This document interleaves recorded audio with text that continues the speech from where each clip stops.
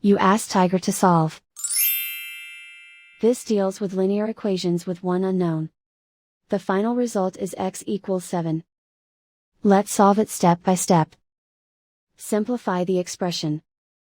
Group like terms. Simplify the arithmetic. Group all constants on the right side of the equation. Subtract 7 from both sides.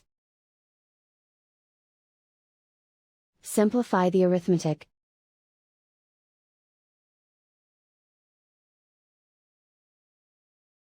Isolate the x. Divide both sides by 5. Simplify the fraction. Find the greatest common factor of the numerator and denominator. Factor out and cancel the greatest common factor. And so the final result is x equals 7.